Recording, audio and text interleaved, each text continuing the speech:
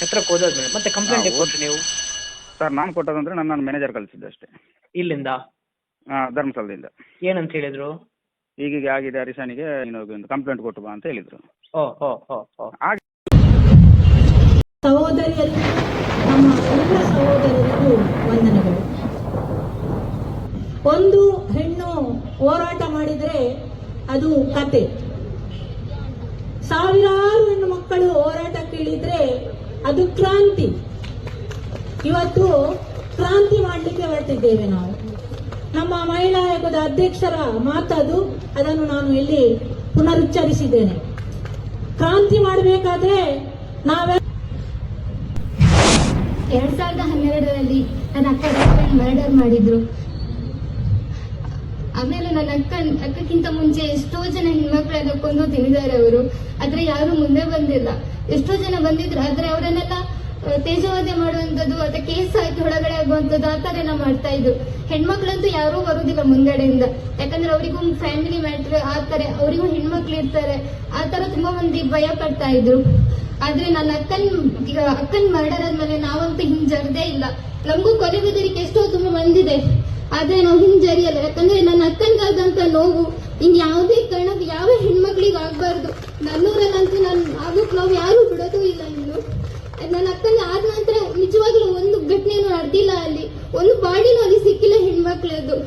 ಅದೇ ನಮಗೆ ದೊಡ್ಡ ನ್ಯಾಯ ಸಿಕ್ಕಾಗಿದೆ. ಅಲ್ಲಿ ಎಷ್ಟೋ ಹೆಣ್ಮಕ್ಳು ಸ್ವತಂತ್ರವಾಗಿ ಓಡಾಡ್ತಾ ಇದ್ದಾರೆ ಅಲ್ಲಿ. ಅದೇ ಸಾಕಲ್ಲ ನಮ್ಗೆ ನ್ಯಾಯ ಸಿಕ್ಕಿರೋದು.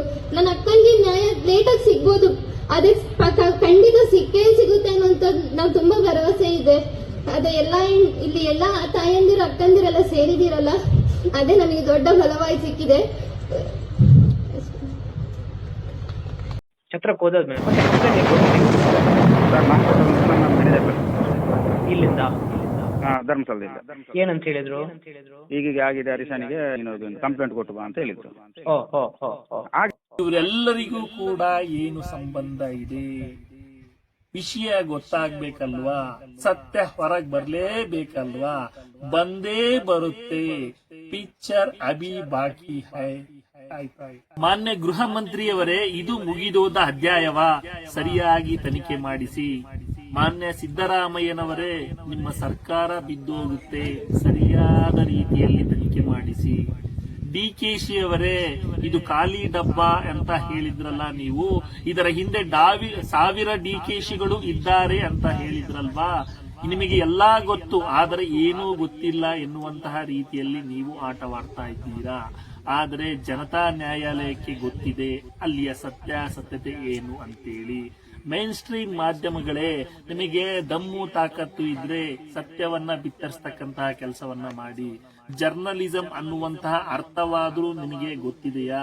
ನಿಮಗೆ ಏನು ಯಾವ ರೀತಿಯಾದಂತಹ ದಾಖಲೆ ಬೇಕು, ಆ ಒಂದು ಹಿಂಟನ್ನ ಕೊಡ್ತಕ್ಕಂತ ಕೆಲಸವನ್ನ ನಾವು ಮಾಡ್ತೇವೆ. ನಿಮಗೆ ಸತ್ಯವನ್ನು ಬಿತ್ತರಿಸತಕ್ಕಂತಹ ಕೆಲಸ ಇದೆಯಾ? ದಮ್ಮು ತಾಕತ್ತು ಮೀಟ್ರು ಇದೆನಾ? ನೀವು ಸತ್ಯವನ್ನ ಬಿತ್ತರಿಸಿ, ಆಗ ನಾನೇ ಬಂದು ಹೇಳ್ತೇನೆ ನಿಮಗೆ ದಮ್ಮಿದೆ, ತಾಕತ್ತಿದೆ, ಮೀಟ್ರು ಇದೆ ಅಂತ ಹೇಳಿ. ಒಂದು ವೇಳೆ ಧರ್ಮಸ್ಥಳದ ಆನೆ ಮಾವುತ ಕೇಸ್ ನಿಮಗೆ ಸಂಪೂರ್ಣವಾಗಿ ನಿಮಗೆ ಗೊತ್ತಾಗಬೇಕು ಅಂತಂದು ಹೇಳಿದ್ರೆ ಈ ವಿಡಿಯೋವನ್ನ ಎಲ್ಲೂ ಕೂಡ ಸ್ಕಿಪ್ ಮಾಡದೆ ನೋಡ್ತಾ ಹೋಗಿ, ನಿಮಗೆ ಸಂಪೂರ್ಣ ಮಾಹಿತಿ ಗೊತ್ತಾಗ್ತಾ ಹೋಗ್ತದೆ. ಹೀಗೂ ಉಂಟಾ ಎನ್ನುವಂತಹದ್ದು ನಿಮ್ಮ ತಲೆಯಲ್ಲಿ ಬಂದೇ ಬರ್ತದೆ.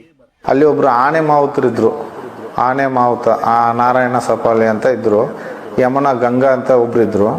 ಅವರ ತಂಗಿನ ರಾಜೇಂದ್ರ ರೈ ಅಂತ ಒಬ್ರು ಗಾರ್ಡನ್ ಸೂಪರ್ವೈಸರು, ಅವರು ತುಂಬಾನೇ ಲೈನ್ ಹೊಡಿತಾ ಇದ್ರು ನನ್ನ ಮುಂದೆನೆ. ಒಂದು 2-3 ಜನನು ಒಟ್ಟಿಗೆ ಸೇರಿಸ್ಕೊಂಡು ನೈಟ್ ಹೋಗಿರ್ತಾರೆ, ಆಕೆನ ಅತ್ಯಾಚಾರ ಮಾಡಿರ್ತಾರೆ. ಇದು ನಮಗೆ ಗಮನಕ್ಕೆ ಬಂತು, ಆದ್ರೆ ನಾವು ಬಾಯಿ ಬಿಡ್ಲಿಕ್ಕೆ ಭಯ, ನಾವು ಎಲ್ಲಿ ಹೇಳಲಿಲ್ಲ. ಕತೆ ಕಟ್ಬಿಟ್ರು ಕಳ್ಳರು ಅಂತ ಹೇಳಿ. ಅದು ಮಾಡಿದೆಲ್ಲ ರಾಜೇಂದ್ರ ರೈಯೇ ಮಾಡಿದ್ದು ಅಂತ ಎಲ್ಲ ಅಪ್ಪಟ. ಧರ್ಮಸ್ಥಳದ ಆನೆ ಮಾವುತ ಕೇಸ್ 21/9/2012ರಲ್ಲಿ ಏನು ಪ್ರಕರಣ ದಾಖಲಾಗುತ್ತೆ, ಆ ಪ್ರಕರಣದಲ್ಲಿ ಸ್ವತ್ತುಗಳನ್ನ ಕಳ್ಳರು ದೋಚಿಕೊಂಡು ಹೋದರು ಎನ್ನುವಂತದ್ದು ಅದರಲ್ಲಿ ಖಾತೆಯಲ್ಲಿ ದಾಖಲಾಗ್ತದೆ. ಯಾವನೋ ಒಬ್ಬ ರಾಜೇಂದ್ರ ರೈ ಎನ್ನುವಂತ ಯಾವನೋ ಒಬ್ಬ ಬಂದು ಕಂಪ್ಲೇಂಟ್ ಅನ್ನ ಕೊಡ್ತಾನೆ. ಆದರೆ ಸಂತೋಷ್ ರಾವ್ ಪ್ರಕರಣದಲ್ಲಿ 11/10/2012 ತಾರೀಕಿನಲ್ಲಿ ಬಾಹುಬಲಿ ಬೆಟ್ಟದಲ್ಲಿ 3 ಜನ ಸಂತೋಷ್ ರಾವನನ್ನ ಹಿಡಿದುಕೊಂಡು ಬರ್ತಾರೆ ಅಂತ ಹೇಳಿ ಕಾಪಿಯಲ್ಲಿ ದಾಖಲಾಗಿರುವಂತಹದ್ದು. ಆದ್ರೆ ಇನ್ನೊಂದು ಗಮನಿಸಬೇಕಾದಂತಹ ಅಂಶ ಏನು ಅಂತಂದ್ರೆ ವೀಕ್ಷಕರೇ, ಸಂತೋಷ್ ರಾವನ್ನ ಇದೇ ಐಒ ಯೋಗೀಶ್ ಏನಿದ್ದಾನೆ, ಆ ಪೊಲೀಸ್ ಅಧಿಕಾರಿ ಅವನು ಯೋಗೀಶ್ ಅನ್ನುವಂತಹ ಐಒ 6ನೇ ತಾರೀಕು 10ನೇ ತಿಂಗಳು 2012ನೇ ಇಸ್ವಿಯಲ್ಲಿ ಅಂದ್ರೆ ಸೌಜನ್ಯ ಪ್ರಕರಣ ಆಗುವುದಕ್ಕಿಂತ 3 ದಿವಸಗಳ ಮುಂಚಿತವಾಗಿ ಕಸ್ಟಡಿಯಲ್ಲಿರ್ತಾನೆ ಎನ್ನುವಂಥದ್ದು. ಅಂದ್ರೆ 6ನೇ ತಾರೀಕು ಆಲ್ರೆಡಿ ಕಸ್ಟಡಿಯಲ್ಲಿರ್ತಕ್ಕಂತಹ ವ್ಯಕ್ತಿ 9ನೇ ತಾರೀಕು ಕೊಲೆಯನ್ನ ಹೇಗೆ ಮಾಡಲಿಕ್ಕೆ ಸಾಧ್ಯ ಆಗುತ್ತೆ? ಇದೆಲ್ಲವನ್ನೂ ಕೂಡ ಆನೆ ಮಾವುತ ಕೇಸ್ ಮತ್ತು ಸೌಜನ್ಯ ಕೇಸನ್ನ ಬಚಾವ್ ಮಾಡಿದ್ದು ಇದೇ ಐಒ ಯೋಗೀಶ್ನೇ. ಹಾಸ್ಪಿಟಲ್ ಕಮಿಟಿ ರಚನೆ ಮಾಡಿ ಇವನ್ನ ತಪ್ಪಿತಸ್ಥ ಅಧಿಕಾರಿಗಳನ್ನು ತನಿಖೆ ಮಾಡಿ ಅಂತ ಹೇಳಿದ್ರು ಕೂಡ ಈ ಐಒ ಯೋಗೀಶ್ ಮೇಲೆ ತನಿಖೆ ಆಗಲಿಲ್ಲ. ಇವನನ್ನು ಕೂಡ ತನಿಖೆಗೆ ಒಳಪಡಿಸಬೇಕು ಅಂತ ಹೇಳಿ ನಾವು ಕೇಳ್ತಾ ಇದ್ದೇವೆ. ಸತ್ಯ ಹೊರಗಡೆ ಬಂದೇ ಬರುತ್ತೆ, ಕಾಯ್ತಾ ಇರಿ. ಯಾಕೆಂದ್ರೆ ನಾವು ಸತ್ಯಯುಗಕ್ಕೆ ಆಲ್ರೆಡಿ ಪ್ರಾರಂಭ ಮಾಡಿದ್ದೇವೆ, ಸತ್ಯಯುಗಕ್ಕೆ ಕಾಲಿಟ್ಟಿದ್ದೇವೆ. ಸತ್ಯ ಹೊರಗಡೆ ಬಂದೇ ಬರುತ್ತೆ, ಕಾಯ್ತಾ ಇರಿ. ಧರ್ಮಸ್ಥಳದ ಕೂಗಳತೆಯ ದೂರದಲ್ಲಿ ಇರ್ತಕ್ಕಂತಹ ಆನೆ ಮಾವುತನ ಒಂದು ಸಣ್ಣ ಮನೆಯಲ್ಲಿ 20/9/2012ರಲ್ಲಿ ಒಂದು ಕೊಲೆ ಆಗುತ್ತೆ. ಅಲ್ಲಿ ಕಳವು ಪ್ರಕರಣ ಅಂತೇಳಿ ಅದನ್ನ ಸುದ್ದಿಯನ್ನು ಕೂಡ ಹಬ್ಬಿಸ್ತಾರೆ. ಆನೆ ಮಾವುತ ಮತ್ತು ಅವಳ ತಂಗಿ ಏನಿದ್ದಾರೆ ಯಮುನಾರ ಏನು ಡಬಲ್ ಮರ್ಡರ್ ಆಗುತ್ತೆ. ಅದರ ಆನೆ ಮಾವುತ ನಾರಾಯಣನ ಹೆಂಡತಿ ಸುಂದರಿ ಮತ್ತು ಮಗ ಗಣೇಶ ಹೇಳುವಂತಹ ಪ್ರಕಾರ ಚಿನ್ನವರಣ ಹಣ ಯಾವುದು ಕೊಂಡೋಗ್ಲಿಲ್ಲ, ಹಣ ಅದಕ್ಕಾಗಿ ಮಾಡಿದ್ದಲ್ಲ, ಜಾಗತ ವಿಷಯಕ್ಕೆ ಮಾಡಿದ್ದು. ತೀರಿ ಹೋಗುವ ಮುಂಚೆನೆ ಮುಂದಿನ ದಿವಸ ಬಂದು ಹೇಳಿದ್ರಂತೆ ಹೋಗ್ಬೇಕಂತ, ಇವರು ಹೋಗುದಿಲ್ಲ ಅಂತ ಹೇಳಿದ್ರಂತೆ. ಹಾಗೆ ಅವತ್ತೇ ರಾತ್ರಿ ಇದು ಮಾಡಿದ್ದಾರೆ, ಕೊಂದಿದ್ದಾರೆ. ಮತ್ತೆ ಬೇರೆ ಬೇರೆ ರೀತಿ ಹೇಳೋರು ತುಂಬಾ ಒತ್ತಡ ಆಗಿದ್ದಾರೆ. ಅಂದ್ರೆ ಅಲ್ಲಿ ನೀರೆಲ್ಲ ಬಿಟ್ಟು, ಕೊಳಕು ನೀರೆಲ್ಲ ಬಿಟ್ಟು, ಆಮೇಲೆ ಬಾವಿ ಎಲ್ಲ ಬಂದ್ ಮಾಡಿ, ಅಂದ್ರೆ ಹೋಗ್ಲಿಕ್ಕೆ ಒಂದು ಕಾರಣವೇ ಬೇಕಲ್ಲ, ಅದಕ್ಕೆ ಅವರು ಆ ಹಿಂಸೆ ಕೊಡ್ತಾ ಇದ್ರು ಅವರಿಗೆ. ಸಾಯುವ ಮೊದಲ ದಿನ ಅಂದ್ರೆ ಮಧ್ಯಾಹ್ನ ಹೊತ್ತಿಗೆ ಅಂದ್ರೆ ಇವರು ಹೆಗ್ಡೆ ಅವರ ತಮ್ಮ ಹರ್ಷೇಂದ್ರ ಬಂದಿದ್ರಂತ ಹೇಳಿ ಮಾತಾಡಿ, ಅಂದ್ರೆ ಹೋಗ್ಬೇಕಂತೇಳಿ ಮನೆ ಬಿಟ್ಟು ಹೋಗ್ಬೇಕಂತೇಳಿ. ಇವರು ಹೋಗುದಿಲ್ಲ ಅಂತ ಹೇಳಿದ್ರಂತೆ. ಮತ್ತೆ ರಾತ್ರಿ ಅದೇ ಗಣೇಶೋತ್ಸವ ಚೌತಿ ಇತ್ತಲ್ಲ, ಅಂದ್ರೆ ಅಲ್ಲಿ KSRTC ಬಸ್ ಸ್ಟ್ಯಾಂಡ್ ಹತ್ರ ಒಂದು ಅವ್ರದ್ದು ಡಿಪೋದವರದೊಂದು ಗಣೇಶೋತ್ಸವ ಇರ್ತದೆ ಅಲ್ಲಿ ಯಾವಾಗಲೂ ವರ್ಷ. ಅಲ್ಲಿಗೆ ಅವ್ರು ಹೋಗಿ ಪೂಜೆ ಮಾಡಿ ಹಣ್ಣುಕಾಯಿ ಎಲ್ಲ ಮಾಡಿಕೊಂಡು ಬರ್ತಾ ಇದ್ರು. ಅಂದ್ರೆ ಬರ್ತಾ ಇದ್ದಾರೆ ಬಂದಿದ್ದಾರೆ ಮನೆಗೆ. ಆಮೇಲೆ ರಾತ್ರಿ ಒಂದು ಹಾಗೇನೋ ಹೊತ್ತಿಗಿರ್ಬೇಕು, ನಡು ಬೆಳಿಗ್ಗೆ ಹೊತ್ತು, ಅಂದ್ರೆ ಒಂದು 4-5 ಗಂಟೆ ಹೊತ್ತಿಗೆ ಇದು ಕೊಲೆ ಮಾಡಿರ್ಬೇಕಂತ ಹೇಳಿ ಹೇಳ್ತಾರೆ ಅಲ್ಲಿ ಹತ್ತಿರದವರು. ಅಲ್ಲಿ ನಾವು ದೇವಸ್ಥಾನಕ್ಕೆ ಇಲ್ಲಿ ಹೋಗಿದ್ದೇವೆ. ಯಾವ ದೇವಸ್ಥಾನ ಅಂದ್ರೆ ಅವರ ಬೂಡಿಗೆ, ಅಲ್ಲಿ ಕರೆದಿದ್ರು ಆ ತಂದೆ ಕಾರ್ಯ ಆದ ಮರು ದಿವಸ. ಅಲ್ಲಿ ಹೋಗುವಾಗ ಇಬ್ಬರು ಸಹ ಸಿಕ್ಕಿದ್ದಾರೆ ನಮಗೆ, ಹೆಗ್ಡೆಯವರು ಮತ್ತೆ ಅವರ ತಮ್ಮ ಹರ್ಷೇಂದ್ರ ಸಿಕ್ಕಿದ್ದಾರೆ. ಅವರು ಕೆಲಸವ್ರು ಹೇಳಿದ್ದಾರೆ, ಗೊತ್ತಾಗಿದೆ ನಮಗೆ ವಿಷಯ ಅಂತ ದೊಡ್ಡವರು ಹೇಳಿದ್ರು. ಆಮೇಲೆ ಇವರ ಹತ್ರ ಮಾತಾಡ್ಲಿಕ್ಕೆ ಹೋಯ್ತು. ನಾವು ಒಂದು ಅರ್ಧ ಗಂಟೆ ಕಾದಿದ್ದೇವೆ ನಾವು ಮಾತಾಡ್ಲಿಕ್ಕೆ, ಅಂದ್ರೆ ಸಿಗ್ಲಿಲ್ಲ ಅವರು. ಆಚೆ ಈಚೆ ಅಂದ್ರೆ ಅವರ ಕೆಲಸದಲ್ಲಿ ಇದ್ರು. ಸ್ವಲ್ಪ ನಾವು ಕಾದಿದ್ದೇವೆ ಒಂದು ಅರ್ಧ ಗಂಟೆಯಲ್ಲಿ ಅವ್ರು ಬರುವವರೆಗೆ. ಆಮೇಲೆ ಅವ್ರ ಹತ್ರ ಮಾತಾಡಿ ಅವ್ರು ಹೇಳಿದ್ರು, ನಿಮಗೆ ಕೊಡ್ಲಿಕ್ಕೆ ಏನಿಲ್ಲ, ಮತ್ತೆ ಅವರನ್ನು 4 ವರ್ಷ ನಾವು ಸಾಕಿದ್ದೇವೆ, ಹಣ ಎಲ್ಲ ಕೊಟ್ಟಿದ್ದೇವೆ ಅವರಿಗೆ, ಹಾಗೆ ಏನಿಲ್ಲ ಅಂತ ಹೇಳಿದ್ರು, ಕೊಡ್ಲಿಕ್ಕೆ ಏನಿಲ್ಲ ನಮಗೆ ಅಂತ. ಹಾಗೆ ನಾವು ಮತ್ತೆ ಅದಕ್ಕೆ ಬೇರೆ ಮರು ತಗೊಳ್ಳಿಕ್ಕೆ ಹೋಗ್ಲಿಲ್ಲ, ನಾವು ಸೀದಾ ಬಂದೆ. ಮತ್ತೆ ನಿರಂತರವಾಗಿ ಆನೆ ಮಾವುತನಿಗೆ ಜಾಗ ಖಾಲಿ ಮಾಡು ಅಂತೇಳಿ ಅವರಿಗೆ ಕಿರುಕುಳವನ್ನು ಕೂಡ ಕೊಡ್ತಾ ಇದ್ರು ಎನ್ನುವಂತಹದ್ದು ಗೊತ್ತಾಗ್ತಾ ಇದೆ ಎನ್ನುವಂಥದ್ದು. ಏನು ನಾರಾಯಣನ ಹೆಂಡತಿ ಏನಿದ್ದಾಳೆ ಸುಂದರಿ ಎನ್ನುವಂತವಳು, ಅವಳ ಮಾತನ್ನ ಯಾರೂ ಕೂಡ ಕೇಳೋದಿಲ್ಲ, ಅವಳ ಕಂಪ್ಲೇಂಟ್ ಅನ್ನು ಕೂಡ ತೆಗೆದುಕೊಳ್ಳೋದಿಲ್ಲ. ಹೆಂಡತಿ ಸುಂದರಿ ಏನ್ ಮಾಡ್ತಾಳೆ ಅಂತಂದ್ರೆ 1 ವರ್ಷದ ನಂತರ ಸುಂದರಿ ಅವರು SP ಅವರಿಗೆ ಕಂಪ್ಲೇಂಟ್ ಅನ್ನು ಕೂಡ ಕೊಡ್ತಾರೆ. ಮಂಗಳೂರು SP ಅವರಿಗೆ ಮಾವುತನ ಹೆಂಡತಿ ಸುಂದರಿ ಅವರು ಕಂಪ್ಲೇಂಟ್ ಅನ್ನು ಕೊಡ್ತಾರೆ. ಆರೋಪಿಗಳು ಇದುವರೆಗೂ ಕೂಡ ಸಿಗಲಿಲ್ಲ, ಇನ್ನೂ ಏನು ತನಿಖೆ ಆಗಲಿಲ್ಲ, ನಮಗೆ ನ್ಯಾಯವನ್ನ ಒದಗಿಸಿಕೊಡಿ ಅಂತೇಳಿ ಅಲ್ಲಿನ SP ಗೆ ಕಂಪ್ಲೇಂಟ್ ಅನ್ನು ಕೂಡ ಕೊಡ್ತಾರೆ ಎನ್ನುವಂಥದ್ದು. 1 ದಿವಸದ ಮುಂಚೆ ಅಂದರೆ ಕೊಲೆ ಆಗುವುದಕ್ಕಿಂತ 1 ದಿವಸದ ಮುಂಚೆ ಹರ್ಷೇಂದ್ರ ಅವರು ಬಂದು ಜಾಗ ಖಾಲಿ ಮಾಡು, ಇಲ್ಲದಿದ್ದರೆ ಪರಿಸ್ಥಿತಿ ನೆಟ್ಟಗಿರುವುದಿಲ್ಲ ಅಂತೇಳಿ ಕೊಲೆ ಬೆದರಿಕೆಯನ್ನು ಕೂಡ ಹಾಕಿರ್ತಾರೆ. ಅಡಿ ಎನ್ನುವಂತಹ ಮಾತನ್ನು ಕೂಡ ಸುಂದ್ರಿ ಅವರು ಕಂಪ್ಲೇಂಟ್ ಅಲ್ಲಿ ಬರೆದು ಕೊಟ್ಟಿರ್ತಕ್ಕಂತಹ ದಾಖಲೆಯನ್ನು ಕೂಡ ನೀವು ನೋಡಬಹುದು. ತನಿಖೆ ಇದುವರೆಗೂ ಕೂಡ ನಡಿಲೇ ಇಲ್ಲ, ಆರೋಪಿಗಳು ಕೂಡ ಇದುವರೆಗೂ ಸಿಗಲೇ ಇಲ್ಲ. ಅದು ಸಿ ರಿಪೋರ್ಟ್ ಆಗಿದೆ, ಅಂದ್ರೆ ಪತ್ತೆಯಾಗದ ಪ್ರಕರಣ ಅಂತೇಳಿ ಅದನ್ನ ಸಿ ರಿಪೋರ್ಟ್ ಮಾಡಲಾಗಿದೆ ಎನ್ನುವಂತದ್ದು. ಹಾಗಾದ್ರೆ ಕೊಲೆಯಾದಾಗ ತನಿಖೆಯನ್ನ ಮಾಡಿದ್ರ ಅವರ ಕುಟುಂಬ ಮತ್ತು ಅವರು ಕಂಪ್ಲೇಂಟ್ ಏನ್ ಕೊಟ್ಟಿರ್ತಾರಲ್ವಾ ಅವರ ಮೇಲೆ ಏನಾದ್ರೂ ಕೊಲೆಯಾದಾಗ ತನಿಖೆಯನ್ನು ಮಾಡಿದ್ರ? ನಮ್ಮ ಹತ್ರ ವಿಚಾರ ಮಾಡಿದ್ರು ಅವರು. ನೀವೇನು ಹೋಗಿದ್ರ, ನೀವು ಎಷ್ಟು ವರ್ಷ ಆಯ್ತು ಅಲ್ಲಿಗೆ ಹೋಗಿದ್ರೆ, ನೀವು ಮತ್ತೆ ಇಲ್ಲಿಗೆ ಯಾಕೆ ಬರದಿದ್ದದ್ದು,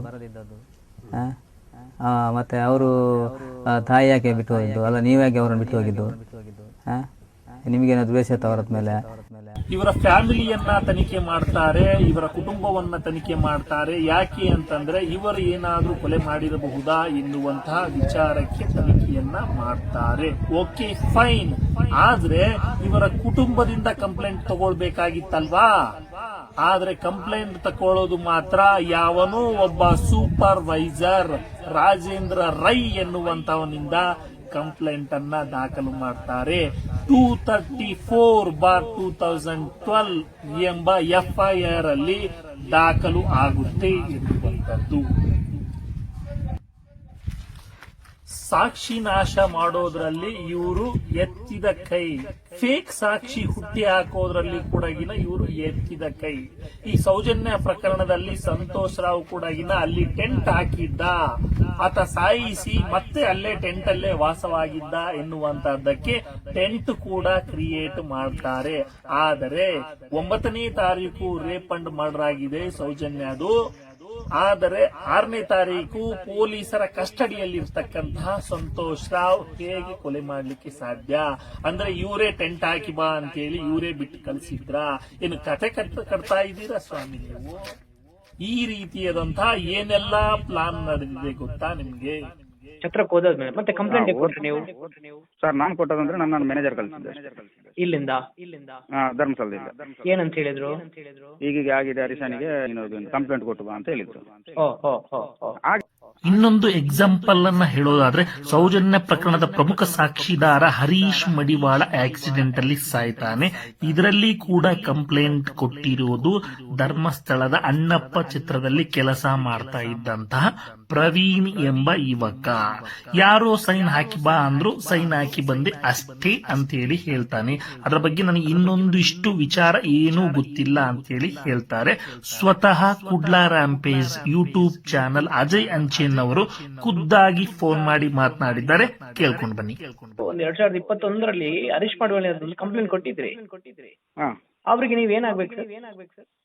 ಸರ್ ನಾವು ಸ್ಟಾಪ್ ಅಷ್ಟೇ. ಎಲ್ಲಿದ್ದು ಸ್ಟಾಪ್ ಸರ್? ಧರ್ಮಸ್ಥಳ ಅನ್ನಪೂರ್ಣದ. ನಂಗೆ ಗೊತ್ತಾದ ಛತ್ರಕ್ಕೆ ಹೋದ್ಮೇಲೆ ನಾನು ಓದೋದು. ಮತ್ತೆ ನಂದು ವೈಯಕ್ತಿಕದಲ್ಲಿ ನಾನು ಹಾಗೆ ಓದೋದಲ್ಲ. ನಿಮ್ಗೇನು ಆ ವಿಚಾರದ ಬಗ್ಗೆ ಗೊತ್ತಿಲ್ಲ? ಗೊತ್ತಿಲ್ಲ. ಸ್ಟೇಷನ್ ಅಲ್ಲಿ ಹೋಗಿ ಏನ್ ಹೇಳಿದ್ರು? ನಾನು ಏನ್ ಹೇಳಿಲ್ಲ ಸರ್, ಅದೆಲ್ಲ ಅವರೇ ಮ್ಯಾನೇಜರೇ ಮಾತಾಡಿದ್ರು ಸ್ಟೇಷನ್ ಅಲ್ಲಿ. ನಾನು ಹೋಗಿ ಡೈರೆಕ್ಟ್ ಒಂದು ಸಿಗ್ನೇಚರ್ ಹಾಕಿ ಸೀದಾ ಬಂದೆ ಅಷ್ಟೇ. ಮಾವುತ ಕೇಸಲ್ಲಿ ಕಳ್ಳರು ಬಂದಿದ್ದಾರೆ ಎನ್ನುವಂತಹದ್ದಕ್ಕೆ ಚಿತ್ರಣ ತೋರಿಸಬೇಕು ಅಂತೇಳಿ ಇವರು ಏನ್ ಮಾಡ್ತಾರೆ ಅಂತಂದ್ರೆ, ಒಂದು ಜಾಲ ಆಡಿದ ರೀತಿಯಲ್ಲಿ ಪೊಲೀಸರು ಮನೆಯೆಲ್ಲ ಜಾಲ ಆಡ್ತಾರೆ, ಆ ಕಡೆ ಈ ಕಡೆ ರಿಬ್ಬನ್ ಕಟ್ತಾರೆ, ಒಂದು ಕಬ್ಬಿಣದ ಪೆಟ್ಟಿಗೆಯನ್ನ ಹೊರಗಡೆ ಬಿಸಾಕ್ತಾರೆ, ಬಟ್ಟೆಗಳನ್ನು ಕೂಡ ಬಿಸಾಕ್ತಾರೆ. ಅಂದ್ರೆ ಕಳ್ಳರು ಬಂದಿದ್ದಾರೆ, ಜಾಲ ಆಡಿದ್ದಾರೆ, ಏನಾದರೂ ಒಂದು ಸಾಮಾನುಗಳನ್ನ ತೆಗೆದುಕೊಂಡು ಹೋಗಿದ್ದಾರೆ ಎನ್ನುವಂತಹ ರೀತಿಯಲ್ಲಿ ಇವರು ಬಿಂಬಿಸ್ತಾರೆ.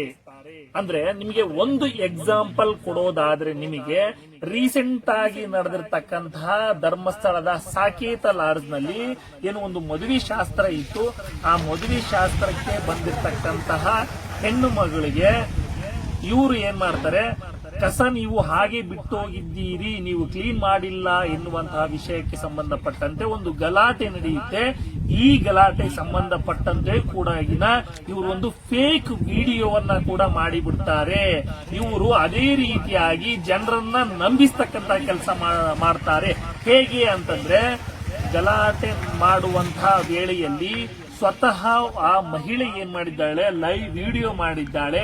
ಆ ವಿಡಿಯೋದಲ್ಲಿ ಬೆಡ್ ಎಲ್ಲ ಕ್ಲೀನ್ ಆಗಿದೆ, ಯಾವುದೇ ಒಂದು ಕಸ ಇಲ್ಲ, ಯಾವುದೇ ಒಂದು ಡಬ್ಬಿ ಕೂಡ ಇಲ್ಲ.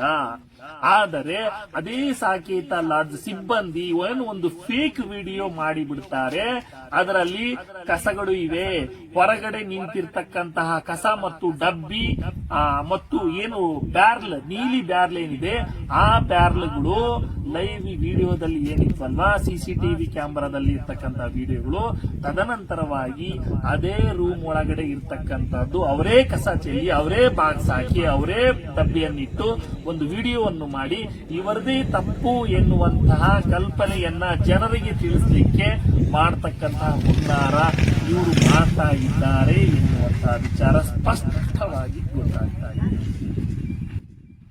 ಸತ್ಯ ಹೇಳಿದ್ರೆ ಎಡ ಬಲ ಎನ್ನುವಂತಹದ್ದು ಹಿಂದೂ ದೇವರಿಗೆ ಅಪಪ್ರಚಾರ, ಹಿಂದೂ ಧರ್ಮದ ವಿರೋಧಿ ಅನ್ನುವಂತಹ ಮಾತುಗಳನ್ನು ಹೇಳ್ತೀರಲ್ವಾ, ಹಾಗಾದ್ರೆ ಇದನ್ನು ಕೂಡ ಒಮ್ಮೆ ಕೇಳಿಸಿಕೊಳ್ಳಿ.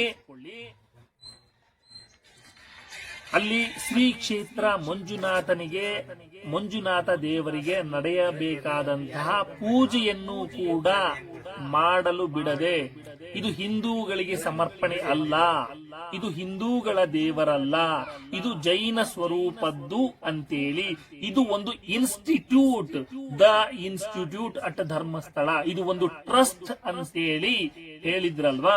ಈಗ ಹೇಳಿ, ಹಿಂದೂಗಳಿಗೆ ಮತ್ತು ಹಿಂದೂ ದೇವರಿಗೆ ಅಪಪ್ರಚಾರ ಮಾಡ್ತಾ ಇರ್ತಕ್ಕಂಥದ್ದು ಯಾರು? ಜನರನ್ನ ಯಾವ ರೀತಿಯಾಗಿ ಮೋಸ ಮಾಡ್ತಾ ಇದ್ದಾರೆ ಎನ್ನುವಂತಹದ್ದನ್ನ ನೀವು ಒಮ್ಮೆ ಯೋಚಿಸಬೇಕಾಗುತ್ತೆ. ರಾಜೇಂದ್ರ ರೈ ಏನಿದ್ದಾನೆ, ಅವನು ಏನು ಕಂಪ್ಲೇಂಟ್ ಅನ್ನು ಕೊಡ್ತಾನಲ್ವಾ, ಅದರಲ್ಲಿ ಏನಿದೆ ಅಂತಂದ್ರೆ, ನಾರಾಯಣ ಸಫಲ್ಯ ಮತ್ತು ಯಮುನಾರವರು ಮಾತ್ರ ಮನೆಯಲ್ಲಿ ವಾಸವಿರ್ತಕ್ಕಂಥದ್ದು. ನಿನ್ನೆಯ ದಿನ ರಾತ್ರಿ ಅಂದ್ರೆ ಮಧ್ಯಾಹ್ನ ಸಮಯದಲ್ಲಿ ದುಷ್ಕರ್ಮಿಗಳು ಯಾವುದೇ ಉದ್ದೇಶದಿಂದ ಕಲ್ಲಿನಿಂದ ಇಬ್ಬರ ತಲೆಯನ್ನು ಜಜ್ಜಿ ಗಂಭೀರ ಗಾಯಗಳಿಂದ ಕೊಲೆ ಮಾಡಿರುತ್ತಾರೆ.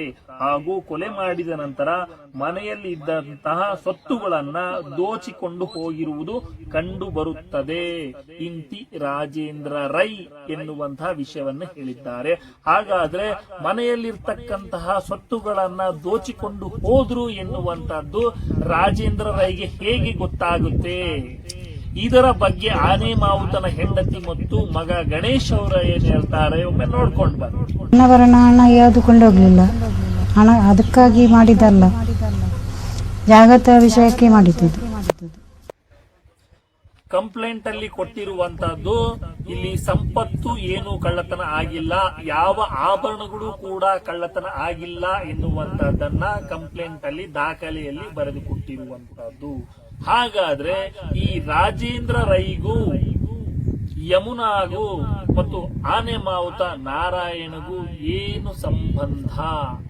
ಇದರ ಬಗ್ಗೆ ಚಿನ್ನಯ್ಯ ಏನ್ ಹೇಳ್ತಾನೆ ಇವರ ಬಗ್ಗೆ, ಒಂದು ವಿಡಿಯೋ ನೋಡಿ. ಒಬ್ರು ಆನೆ ಮಾವುತರಿದ್ರು, ಆನೆ ಮಾವುತ ನಾರಾಯಣ ಸಪಾಲಿ ಅಂತ ಇದ್ರು, ಯಮುನಾ ಗಂಗಾ ಅಂತ ಒಬ್ರಿದ್ರು. ಅವರ ತಂಗಿನ ರಾಜೇಂದ್ರ ರೈ ಅಂತ ಒಬ್ರು ಗಾರ್ಡನ್ ಸೂಪರ್ವೈಸರು, ಅವರು ತುಂಬಾನೇ ಲೈನ್ ಹೊಡಿತಾ ಇದ್ರು ನನ್ನ ಮುಂದೆನೆ. ಅವ್ರಿಗೆ ಮದುವೆ ಆಗಿಲ್ಲ, ಹಾಗೆ ಹೀಗೆ ಈಗಾಡ್ಸೋದು, ನಮ್ಮ ಎದುರಲ್ಲೆಲ್ಲ ಹೇಳ್ಕೊಳ್ಳೋದು, ಮತ್ತೆ ಗಾರ್ಡನ್ ಅಲ್ಲೆಲ್ಲ ಅವ್ರನ್ನ ಚುಡಾಯಿಸೋದೆಲ್ಲ ಮಾಡ್ತಾ ಇದ್ರು. ಒಂದ್ 2-3 ಜನನು ಒಟ್ಟಿಗೆ ಸೇರಿಸ್ಕೊಂಡು ನೈಟ್ ಹೋಗಿರ್ತಾರೆ, ಆಕೆನ ಅತ್ಯಾಚಾರ ಮಾಡಿರ್ತಾರೆ. ಇದು ನಮಗೆ ಗಮನಕ್ಕೆ ಬಂತು, ಆದ್ರೆ ನಾವು ಬಾಯಿ ಬಿಡ್ಲಿಕ್ಕೆ ಭಯ, ನಾವು ಎಲ್ಲಿ ಹೇಳಲಿಲ್ಲ. ಕತೆ ಕಟ್ಬಿಟ್ರು ಕಳ್ರು ಅಂತ ಹೇಳಿ. ಅದು ಮಾಡಿದೆಲ್ಲ ರಾಜೇಂದ್ರ ರೈಯೇ ಮಾಡಿದ್ದು ಅಂತ ಎಲ್ಲ ಅಪ್ಪಟ ಪ್ರಚಾರ ಆಗಿದೆ. ಇಲ್ಲಿ ಯಮುನಾಳದ್ದು ಬರೀ ಕೊಲೆ ಮಾತ್ರ ಅಲ್ಲ, ಅತ್ಯಾಚಾರ ಕೂಡ ನಡೆದಿರುವಂತಹದ್ದು. ಇಲ್ಲಿ ಹೇರ್ ಅನ್ನ ಕಲೆಕ್ಟ್ ಮಾಡ್ತಾರೆ ಮತ್ತು ವೆಜ್ನಲ್ ಸ್ವಾಬ್ ಅನ್ನು ಕೂಡ ಕಲೆಕ್ಟ್ ಮಾಡ್ತಾರೆ. ಯಾವಾಗ ಈ ರೀತಿಯಾದಂತಹ ಒಂದು ಕಲೆಕ್ಟ್ ಮಾಡ್ತಾರೆ ಪದಾರ್ಥಗಳನ್ನ, ಅತ್ಯಾಚಾರ ಸಂಶಯ ಇದ್ರೆ ಮಾತ್ರ ಈ ರೀತಿಯಾದಂತಹ ವಿಜಿನಲ್ ಸ್ವಾಬ್ ಮತ್ತು ಹೇರ್ಗಳನ್ನ ಮತ್ತು ಅದಕ್ಕೆ ಸಂಬಂಧಪಟ್ಟಂತಹ ಲಿಂಕ್ ಡಾಕ್ಯುಮೆಂಟ್ಸ್ ಗಳನ್ನ ಕಲೆಕ್ಟ್ ಮಾಡತಕ್ಕಂತಹದ್ದು. ಹಾಗಾದ್ರೆ ಅತ್ಯಾಚಾರ ಆಗಿದೆ ಎನ್ನುವಂಥದ್ದು ಸ್ಪಷ್ಟವಾಗಿ ಕಂಡು ಬರ್ತಾ ಇದೆ. ಹಾಗಾದ್ರೆ ಈ ಚಿನ್ನಯ್ಯ ಈ ವಿಷಯ ಬಗ್ಗೆ ಎಲ್ಲವನ್ನೂ ಕೂಡ ಹೇಳ್ತಾನೆ. ಹಾಗಾದ್ರೆ ಚಿನ್ನಯ್ಯ, ಆನೆ ಮಾವುತ ನಾರಾಯಣ, ಯಮುನಾ, ರಾಜೇಂದ್ರ ರೈ ಇವರೆಲ್ಲರಿಗೂ ಕೂಡ ಏನು ಸಂಬಂಧ ಇದೆ? ವಿಷಯ ಗೊತ್ತಾಗ್ಬೇಕಲ್ವಾ, ಸತ್ಯ ಹೊರಗ್ ಬರ್ಲೇಬೇಕಲ್ವಾ? ಬಂದೇ ಬರುತ್ತೆ. ಪಿಕ್ಚರ್ ಅಭಿ ಬಾಕಿ ಹೈ. ಒಂದಷ್ಟು ಜನ ಹೇಳ್ತಾರೆ ಇದು ಆನೆ ಮಾವುತನ ಆಸ್ತಿ ಅಲ್ಲ ಅಂತ ಹೇಳ್ತಾರೆ. ಒಂದಷ್ಟು ಜನ ಟಿವಿ ಡಿಬೇಟ್ ಅಲ್ಲಿ ಕುತ್ಕೊಂಡು ಪುಂಗಿಯನ್ನ ಊದ್ತಾರೆ. ಕನಿಷ್ಠ ಜ್ಞಾನ ಇಲ್ಲದೆ, ಕಾನೂನು ಜ್ಞಾನ ಇಲ್ಲದೆ ಏನೇನೋ ಪುಂಗಿ ಊದ್ತಾ ಇರ್ತಾರೆ. ಚಕ್ರವರ್ತಿ ಸೂಲಿಬೆಲೆಯವರು ಇದು ಸಿ ರಿಪೋರ್ಟ್ ಆಗಿದೆ, ಆಲ್ರೆಡಿ ಜೈಲಲ್ಲಿದ್ದಾರೆ ಆರೋಪಿಗಳು ಅಂತ ಹೇಳ್ತಾರೆ. ಒಂದಿಷ್ಟು ಕನಿಷ್ಠ ಜ್ಞಾನನೂ ಕೂಡ ಇಲ್ಲ. ಸಿ ರಿಪೋರ್ಟ್ ಆದ್ರೆ ಪತ್ತೆಯಾಗದ ಪ್ರಕರಣ ಅಂತ ಹೇಳಿ, ಹಾಗಾದ್ರೆ ಆರೋಪಿಗಳು ಎಲ್ಲಿ ಸಿಗ್ತಾರೆ ಎನ್ನುವಂತದ್ದು ಆಯ್ತು. ಇದು ಆನೆ ಮಾವುತನ ಜಾಗ, ಆತನದಲ್ಲ ಅನ್ನುವಂತಾದ್ರೆ ಧರ್ಮಸ್ಥಳ ಪೊಲೀಸರು ಕಾಪಿಯಲ್ಲಿ ಏನ್ ಬರೀತಾರೆ ನೋಡ್ತಾ ಹೋಗೋಣ. ತಕ್ಷೇರು ಮನೆಯಿಂದ ಸುಮಾರು 150 ಅಡಿ ದೂರ ಪೂರ್ವ ದಕ್ಷಿಣದಲ್ಲಿ ರಜತಾದ್ರಿ ಗೆಸ್ಟ್ ಹೌಸ್ ಇರುತ್ತದೆ. ತಕ್ಷೇರು ಮನೆಯ ಪಶ್ಚಿಮಕ್ಕೆ ಮೃತ ನಾರಾಯಣರವರಿಗೆ ಸೇರಿದ ಜಮೀನು ಇದ್ದು, ಸುಮಾರು 70 ಅಡಿ ದೂರದ ಬಳಿಕ ಶ್ರೀ ಕ್ಷೇತ್ರ ಧರ್ಮಸ್ಥಳಕ್ಕೆ ಸೇರಿದ ಗಡ್ಡೆ ಹಾಗೂ ಅಡಿಕೆ ತೋಟ ಇರುತ್ತದೆ. ತಕ್ಷೇರು ಮನೆಯಿಂದ ಉತ್ತರಕ್ಕೆ ಸುಮಾರು 25 ಅಡಿ ದೂರದವರೆಗೆ ಮೃತರಿಗೆ ಸೇರಿದ ಜಮೀನು ಇರುತ್ತದೆ. ಬಳಿಕ ಉತ್ತರದಲ್ಲಿ ಶ್ರೀ ಕ್ಷೇತ್ರ ಧರ್ಮಸ್ಥಳಕ್ಕೆ ಸೇರಿದ ಜಮೀನು ಇರುತ್ತದೆ. ತಕ್ಷೇರು ನಡೆದ ಮನೆಯಿಂದ ದಕ್ಷಿಣಕ್ಕೆ ಸುಮಾರು 12 ಅಡಿ ದೂರದವರೆಗೆ ಮೃತರ ಸೇರಿದ ಜಮೀನಾಗಿದ್ದು, ಬಳಿಕ ಡಾಮಾರು ರಸ್ತೆಯಿಂದ ಅಂದರೆ ಪೂರ್ವ ಪಶ್ಚಿಮವಾಗಿ ಒಂದು ಕಾಲು ದಾರಿಯೂ ಕೂಡ ಇರುತ್ತದೆ ಎನ್ನುವಂತಹದ್ದನ್ನ ಹೇಳಿದ್ದಾರೆ. ಹಾಗಾದ್ರೆ ಪೊಲೀಸರು ತನಿಖೆಯಲ್ಲಿ ಇದು ಮೃತನಿಗೆ ಸೇರಿದ ಜಮೀನು, ಮೃತರಿಗೆ ಸೇರಿದ ಮನೆ ಅಂತೇಳಿ ಬರೆದಿದ್ದಾರೆ. ಇದು ಅಲ್ಲ, ಇದು ಶ್ರೀ ಕ್ಷೇತ್ರ ಧರ್ಮಸ್ಥಳದ್ದು ಅನ್ನುವಂಥದ್ದನ್ನ ಯಾಕೆ ಬರಲಿಲ್ಲ ಎನ್ನುವಂಥದ್ದು. ಅಥವಾ ಮಹಾಜರು ಸಂದರ್ಭದಲ್ಲಿ ಕೂಡ ಏನೂ ಕೂಡ ಮೆನ್ಷನ್ ಮಾಡುವುದಿಲ್ಲ. ತನಿಖೆಯ ಸಂದರ್ಭದಲ್ಲಿ ಕೂಡ ಇವರು ಧರ್ಮಸ್ಥಳದ್ದು ಇದು ಅಥವಾ ಇಂತಿಂತವರದ್ದು, ಇಂತಹ ಪ್ರಭಾವಿಗಳದ್ದು ಅಥವಾ ಇವರದ್ದು ಅನ್ನುವಂಥದ್ದಾದ್ರೂ ಬರೀಬೇಕಾಗಿತ್ತು. ಅದ್ಯಾವುದನ್ನು ಕೂಡ ಬರೆಯುವುದಿಲ್ಲ. ಅದೇ ಆನೆ ಮಾವುತನ ಜಾಗದಲ್ಲಿ ಇಂದು ಇವಾಗ ಅಯೋಧ್ಯ ಆತಿಥ್ಯ ಹೋಟೆಲ್ ಎದ್ದು ನಿಂತಿದೆ. ಹಾಗಾದ್ರೆ ಅದನ್ನ ಕಟ್ಟಿದವರು ಯಾರು? ಅದು ಯಾರ ಜಾಗದಲ್ಲಿದೆ? ಈಗ ಯಾರ ಹೆಸರಿನಲ್ಲಿದೆ? ಅದರ ಓನರ್ ಆದ್ರೂ ಯಾರು? ಅಥವಾ ಅದು ಕೊಟ್ಟಿ ಖಾಲಿ ಜಾಗವಾ? ಆ ಕೊಟ್ಟಿ ಖಾಲಿ ಜಾಗದಲ್ಲಿ ಆದ್ರೂ ಕಟ್ಟಿಸಿರ್ತಕ್ಕಂಥವ್ರು ಯಾರು? ತನಿಖೆ ಆಗಬೇಕಲ್ಲವೇ? ಐಒ ಯೋಗೀಶ್ ಏನಿದ್ದಾನೆ, ಈ ಆನೆ ಮಾವುತ ಪ್ರಕರಣದಲ್ಲಿ ಕೂಡ ಐಒ ಆಗಿರ್ತಕ್ಕಂಥದ್ದು, ಸಂತೋಷ್ ರಾವ್ ಪ್ರಕರಣದಲ್ಲಿ ಕೂಡ ಐಒ ಆಗಿರ್ತಕ್ಕಂಥದ್ದು. ಎರಡೂ ಕೇಸ್ಗಳನ್ನ ಬಚಾವ್ ಮಾಡಲಿಕ್ಕೆ, ನೈಜ ಅಪರಾಧಿಗಳನ್ನ ಬಚಾವ್ ಮಾಡಲಿಕ್ಕೆ ಈ ಐಒ ಯೋಗೀಶ್ ಅವರೇ ಕಾರಣವಾದ್ರ ಎನ್ನುವಂಥದ್ದು ಒಂದು ಅನುಮಾನವನ್ನು ಮೂಡ್ತಾ ಇರುವಂತದ್ದು. ಸೌಜನ್ಯ ಪ್ರಕರಣದ ಐಒ ಯೋಗೀಶ್ ಹೇಳ್ತಾನೆ, 9ನೇ ತಾರೀಕು ಸಂತೋಷ್ ರಾವ್ ಶೃಂಗೇರಿಯಿಂದ ಧರ್ಮಸ್ಥಳಕ್ಕೆ ಬಂದಿರುವಂತದ್ದು ಅಂತೇಳಿ, ಆದ್ರೆ 11ನೇ ತಾರೀಕಿಗೆ ಬಾಹುಬಲಿ ಬೆಟ್ಟದಲ್ಲಿ ಆತನನ್ನ ಹಿಡಿದುಕೊಟ್ರು ಅಂತೇಳಿ ಬರೀತಾರೆ. ಆದ್ರೆ ಆನೆ ಮಾವುತ ಪ್ರಕರಣದಲ್ಲಿ 6 ಅಂದ್ರೆ 3 ದಿವಸದ ಹಿಂದೆ, ಅಂದ್ರೆ ಶೃಂಗೇರಿಯಿಂದ ಧರ್ಮಸ್ಥಳಕ್ಕೆ ಏನು ಬಂದಿದ್ದ 9ನೇ ತಾರೀಕು, ಅದರ 3 ದಿವಸಗಳ ಹಿಂದೆ ಆನೆ ಮಾವುತ ಪ್ರಕರಣದಲ್ಲಿ 6, 10, 11, 12ಕ್ಕೆ ಅರೆಸ್ಟ್ ಮಾಡಿದ್ದೀನಿ ಅಂತೇಳಿ ಇದೇ ಐಒ ಯೋಗೀಶ್ ಅವರು ತೋರಿಸಿರ್ತಾರೆ ಎನ್ನುವಂತಹದ್ದು. ಹಾಗಾದ್ರೆ ನೋಡಿ ಸ್ವಾಮಿ, ಜೈಲಲ್ಲಿ ಇರುವಂತಹ ವ್ಯಕ್ತಿ ಸಂತೋಷ್ ರಾವ್ ಹೇಗೆ ಟೆಂಟ್ ಅನ್ನು ಹಾಕಿದ ಎನ್ನುವಂತಹದ್ದು, ಜೈಲಲ್ಲಿ ಇರುವಂತಹ ಸಂತೋಷ್ ರಾವ್ ಶೃಂಗೇರಿಯಿಂದ ಧರ್ಮಸ್ಥಳಕ್ಕೆ ಹೇಗೆ ಬಂದ ಎನ್ನುವಂತಹದ್ದು, 6ನೇ ತಾರೀಕು ಅರೆಸ್ಟ್ ಮಾಡಿದ್ದೀನಿ ಅಂತೇಳಿ ಹೇಳ್ತಾರಲ್ವಾ, 6ನೇ ತಾರೀಕು ಅರೆಸ್ಟ್ ಆಗಿರ್ತಕ್ಕಂತಹ ವ್ಯಕ್ತಿಯನ್ನ 3 ಜನ ಹಿಡ್ಕೊಂಡು ಹೇಗೆ ಬರ್ತಾರೆ, 9ನೇ ತಾರೀಕು ಅಲ್ಲಿ ಹೋಗಿ ಹೇಗೆ ಟೆಂಟ್ ಹಾಕ್ತಾನೆ ಆತ? ಅಂದ್ರೆ ಇವರೇ 6ನೇ ತಾರೀಕು ಬಂದಿದ್ದ, 9ನೇ ತಾರೀಕು ಶೃಂಗೇರಿಯಿಂದ ಬಂದ ಅಂತೇಳಿ ಯಾವುದೋ ಒಬ್ಬ ಅಮಾಯಕನನ್ನ ಹಿಡಿದು ಇವರೇ ಕತೆ ಕಟ್ತಾ ಇದ್ದಾರ? ಈ ಪ್ರಕರಣದಲ್ಲಿ ಸಿಬಿಐ ತನಿಖೆ ಮಾಡುತ್ತೆ. ಅದರಲ್ಲಿ ಕೂಡ ಇವರು 6ನೇ ತಾರೀಕು ಸಂತೋಷ್ ರಾವ್ನನ್ನ ಅರೆಸ್ಟ್ ಮಾಡಿದ್ರು ಎನ್ನುವಂತಹದ್ದು ಮುಂದೆ ಬರೋದಿಲ್ಲ.